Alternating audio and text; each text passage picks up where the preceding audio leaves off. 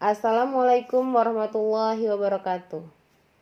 Hari ini kita akan mempelajari bab baru tentang hidrolisis garam. Di sini kita akan membahas kesetimbangan larutan yang melibatkan reaksi ion-ion dalam larutan garam.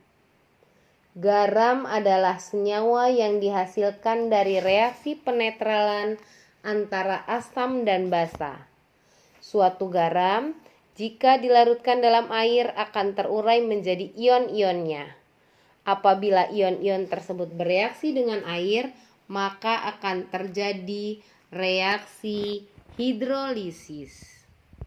Hidrolisis garam. Hidrolisis garam adalah terurainya garam dalam air yang menghasilkan asam dan atau basa.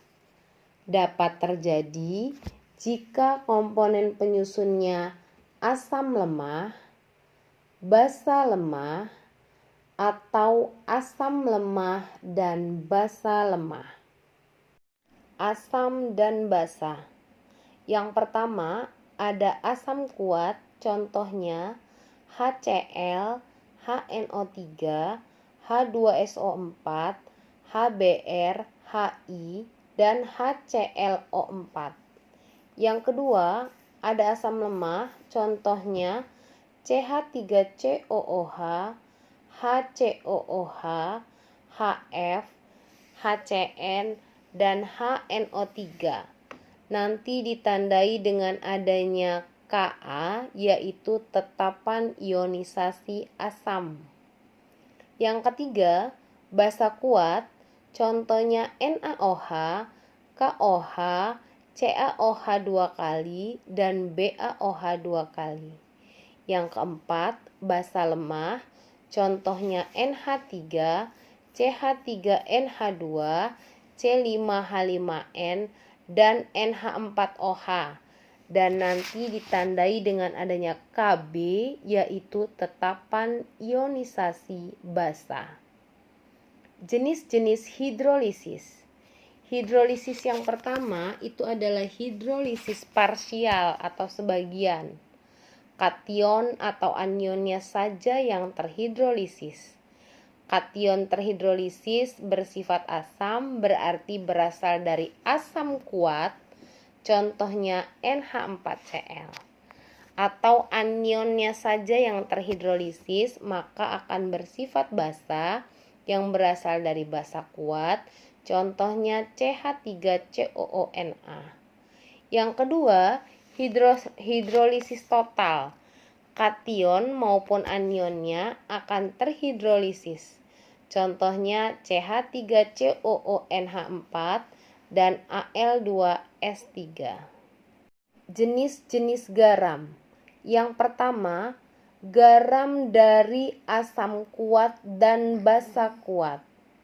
Jika asam kuat dan basa kuat bereaksi menghasilkan garam, maka sifat garamnya yang pertama tidak dapat dihidrolisis karena kation dan anionnya tidak bisa bereaksi dengan air.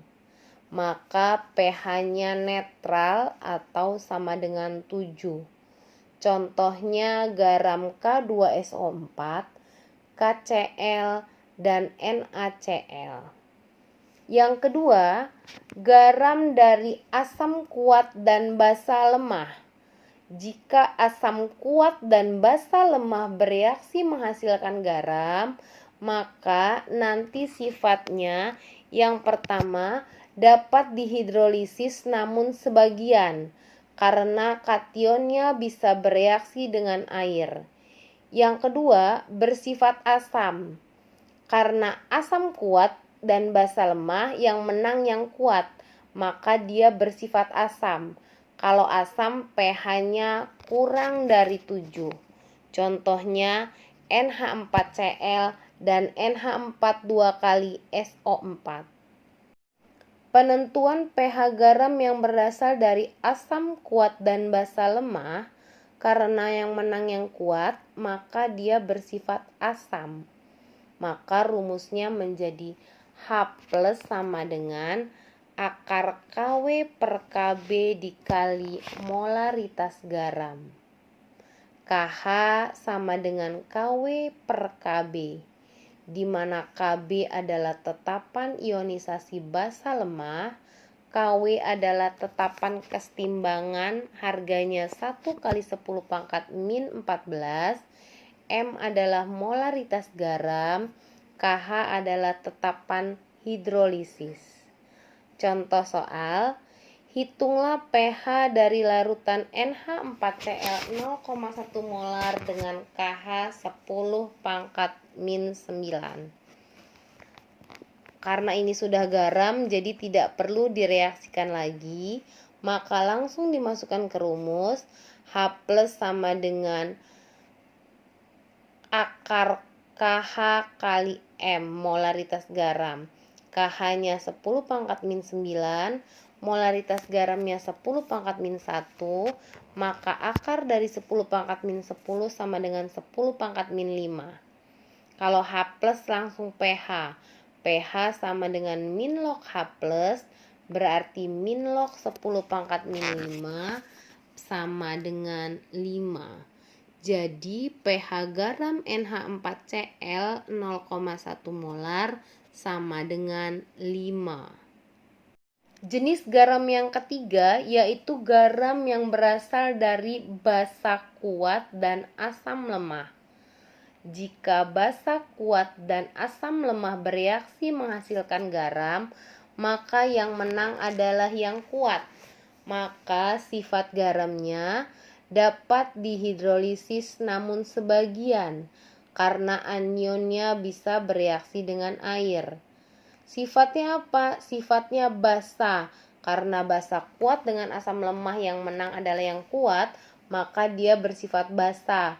Jika basa, pH-nya lebih dari 7. Contoh garam, Ca dalam kurung CH3COO 2 kali dan Ba3PO4 2 kali. Maka kalau dia bersifat basa, rumusnya menjadi OH- sama dengan akar Kw per Ka dikali molaritas garam. Kh juga dapat dicari dengan Kw per Ka. Dengan Ka adalah tetapan ionisasi asam lemah, Kw adalah tetapan kesetimbangan air yang besarnya sama 1 kali 10 pangkat min 14, M adalah molaritas garamnya, Kh adalah tetapan hidrolisis. Contoh soal untuk penentuan pH garam yang berasal dari basa kuat dan asam lemah. Jika diketahui Ka dari CH3COOH adalah 10 pangkat min 5, maka hitunglah pH dari larutan garam CH3COONa 0,1 molar. Karena sudah garam, tidak perlu direaksikan kembali. Tinggal kita masukkan ke rumus.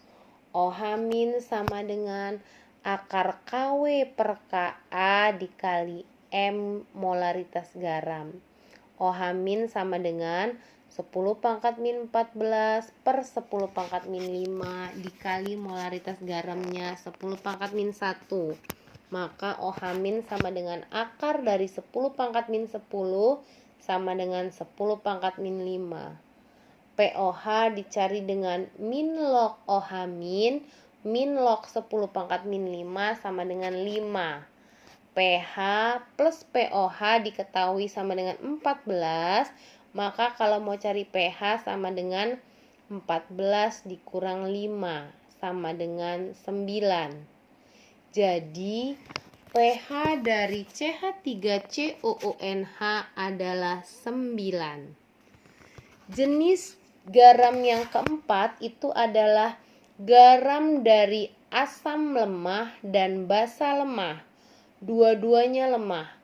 Asam lemah bereaksi dengan basa lemah menghasilkan garam, maka sifat garamnya yang pertama dapat terhidrolisis secara sempurna. Jika Ka lebih kecil dari Kb, maka dia bersifat basa. Jika Ka lebih besar dari Kb, maka bersifat asam. Tapi jika Ka sama dengan Kb, maka bersifat netral atau pH sama dengan 7.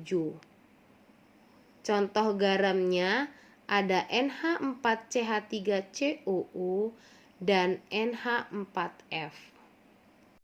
Penentuan pH garam yang berasal dari asam lemah dan basa lemah, maka mencari KH sama dengan KW per Ka dikali Kb. H plusnya bisa dicari dengan rumus akar KW dikali Ka per Kb dikali molaritas garam.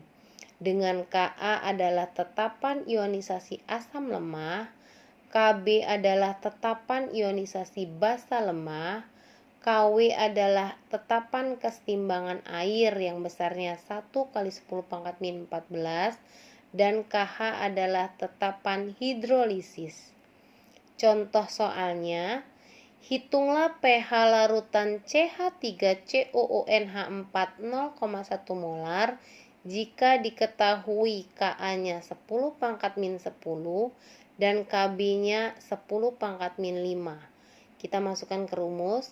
H plus sama dengan akar KW kali Ka per Kb dikali M.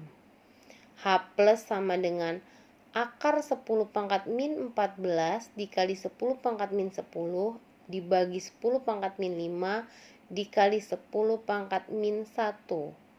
Maka hasilnya 10 pangkat min 10. pH sama dengan min log H plus, min log 10 pangkat min 10 sama dengan 10. Jadi pH CH3CONH4 0,1 molar adalah 10. Kesimpulan pembelajaran kita hari ini, yang pertama, sifat larutan garam tergantung pada kekuatan relatif asam dan basa penyusunnya. Yang kedua, hidrolisis garam adalah reaksi antara komponen garam yang berasal dari asam atau basa lemah dengan air. Yang ketiga, garam dari asam dan basa kuat tidak mengalami hidrolisis, maka larutannya bersifat netral.